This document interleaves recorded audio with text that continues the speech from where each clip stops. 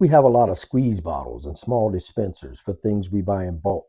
It makes them easier to use. My wife loves that it makes the refrigerator and our cabinet space more orderly, but they can be tricky to refill. Grab a seat. I'm going to show you how Dad does it.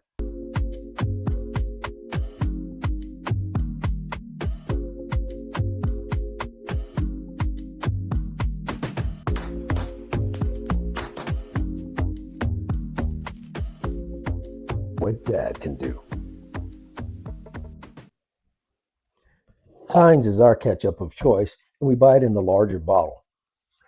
We don't consume a lot of things with a lot of preservatives and additives in it, so we have a lot of refrigeration. That's the downside to it. Most of the stuff has to be refrigerated to extend its lifespan. But we buy the larger ketchup, and in our main refrigerator is where we keep it. Now, we buy the one with the squirter on the top, so it makes it really easy to reload our primary use container, which is this squeeze bottle. This one's really easy. You just got an opening right there in the very top of it. I shake it up just to make sure the ketchup's not separated and feed it in. So if you folks have that, then you're really good to go. Really easy. You just squeeze it in until you see it start to come up. And I take a paper towel to remove the excess. Sometimes a little squeeze out there is going to happen.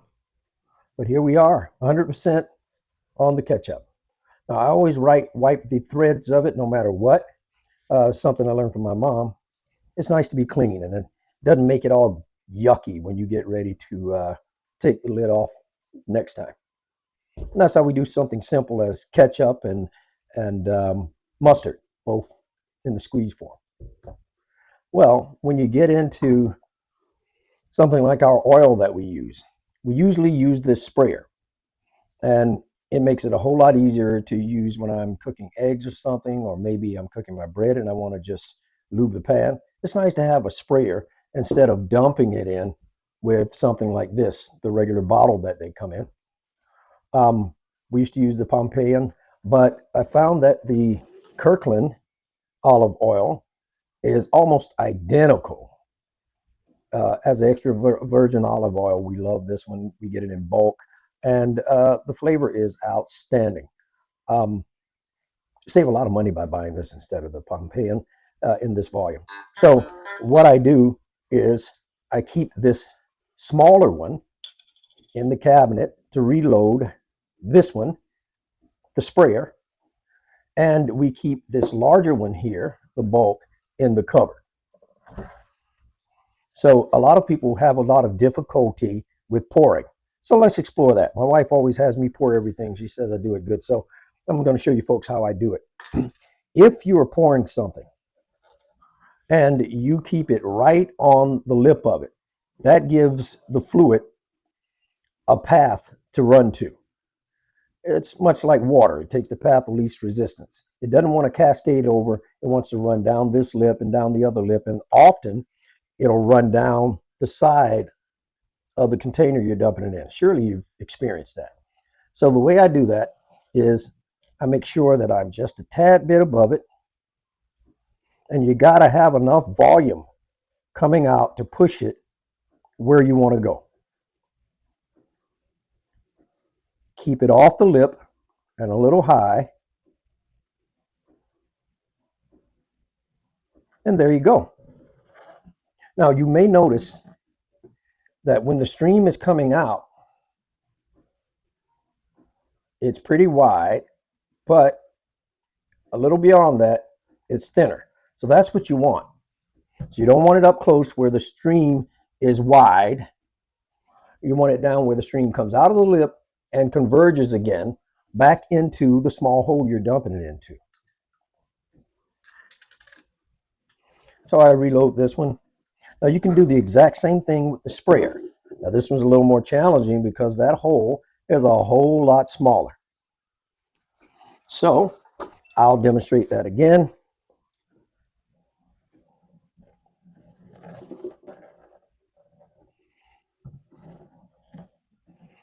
better with my right hand, but let's see what the left hand can do.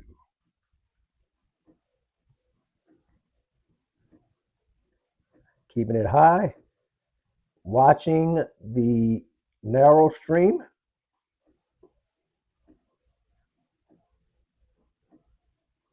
And you stop right there. Okay, so this one's refilled now. It's a little fuller than I'd prefer because we've got to make sure that we've got enough space for the little sprayer tip to go in there. So I'm going to give it my best shot to dump a little bit of this back into the large container. Now this one doesn't give me a lot of space to tip, so let's see. It may work. There we go. All right, took just a tad bit out. Again, folks, cleanliness is next to godliness. So I wipe off the threads.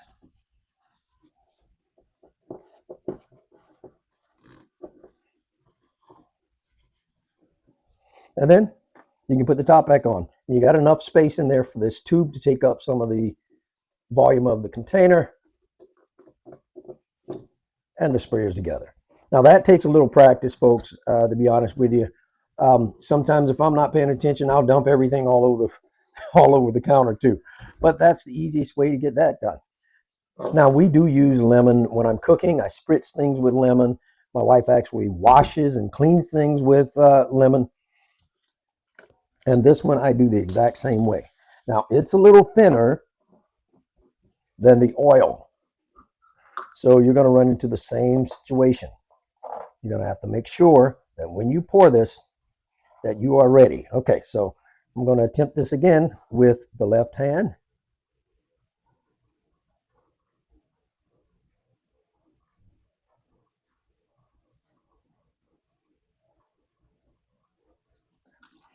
All right. Now this bottle, it's hard to see down in there because it's not any openings on it like you have here on the one for the olive oil. So you may have a little bit, but you want to watch that hole as best you can and stop just shy of it. But again, paper towel, cleaning off the threads. And I'm just a little bit over, so I'm going to do the exact same thing. I'm going to tilt it so I don't have to dump as far and get a little bit of that back in there. All right, good to go. I want to make sure that I've got enough space for our straw to take up some of the volume of the container.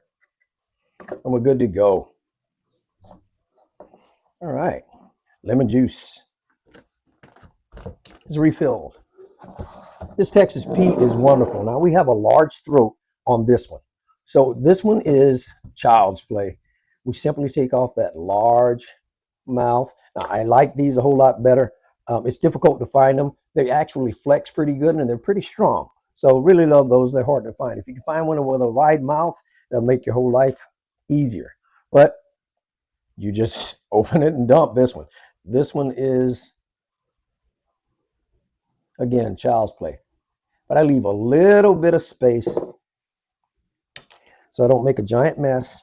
And yet another paper towel.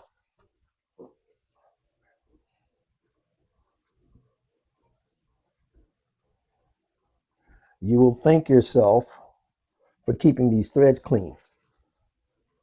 Now you'll notice some of these condiments will dry over time or even separate. So you shake them up or whatever you need to do, and they're just like brand new. So that's our Texas Pete. The wide mouth makes it extremely easy. Now, here's the primary reason I wanted to make this video for you folks. You may have a lot of difficulty getting something that's thick like mayonnaise inside of a squeeze bottle. Some of us probably try funnels. We scoop it into the funnel and try to shake it down. We use our spatulas and maybe try and put it in there and shake it down as you go. Those things are very frustrating, at least for me. But I've got a tip for you. If you've got a bag, a regular Ziploc bag, this makes life a whole lot easier. Now, the reason I say a regular Ziploc bag is because there are the ones like these that have the extra little opening or the expansion at the bottom. That's difficult because what we're going to do is we're going to use this as a squeeze type of applicator, just like you do for whipped cream or when you're doing icing on a cake. You want something that's flat, so when we load it, we're going to cut the corner here and squeeze it into our dispenser. I'm going to grab a spatula and we're going to load this bag. All right, so let's take the top off. And I'm going to scoop the mayo into this bag. Now, I have difficulty finding bags that are just square like this without the extra expansion on the bottom. So I really love the IKEA bags. So, simply going to scoop it. And I try to feed it into the corner I'm going to use. And don't worry about overfilling the bag. You can always squeeze it back into your mayonnaise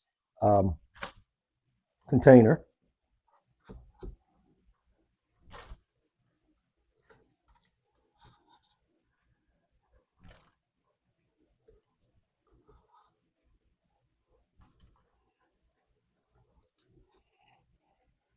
Surely it won't take that much, but the other thing is it makes it a lot easier when I go to squeeze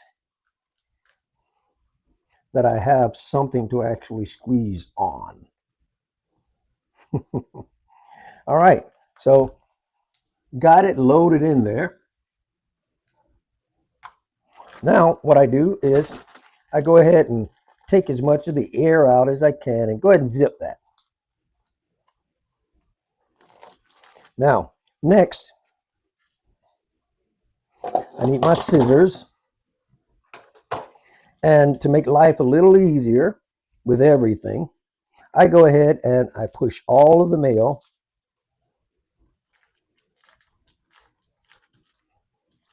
to the side that I'm going to use it in, because otherwise you get a lot of bubbles and everything when you're trying to squeeze it out.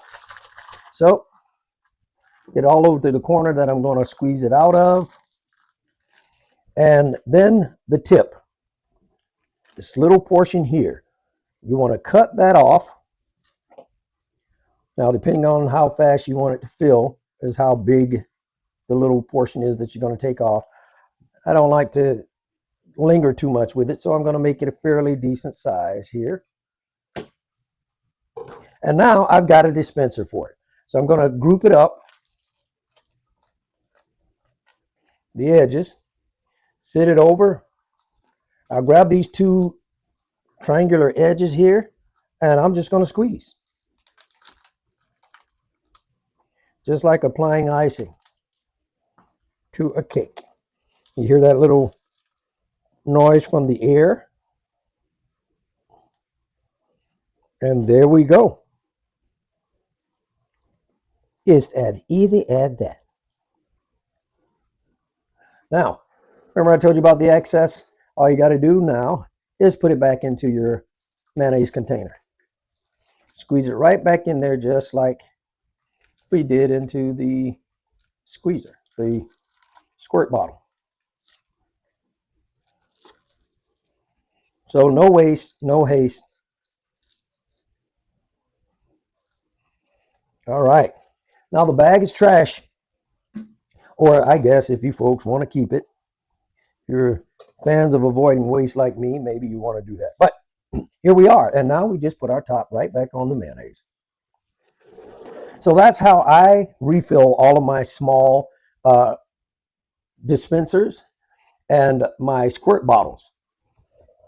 It helps when you give a little forethought when you're purchasing the items, like we do with the mustard and the ketchup. We get the large one that has the little dispenser top. It makes it easy to put back in here. And again, when you are using these, when you're cooking or even sitting around eating, you can put them on the table for the hot sauce or the mayo and the ketchup. When we barbecue or we go to the beach, we've got some smaller dispensers that we take Depending on how large the group is that's going, we'll even take the large ones and make sure it's in the cooler on ice. But it makes it easier to apply. You don't need knives and stuff like that to spread it. But that's how we handle our dispensers and refilling them. Yet another thing that Dad can do.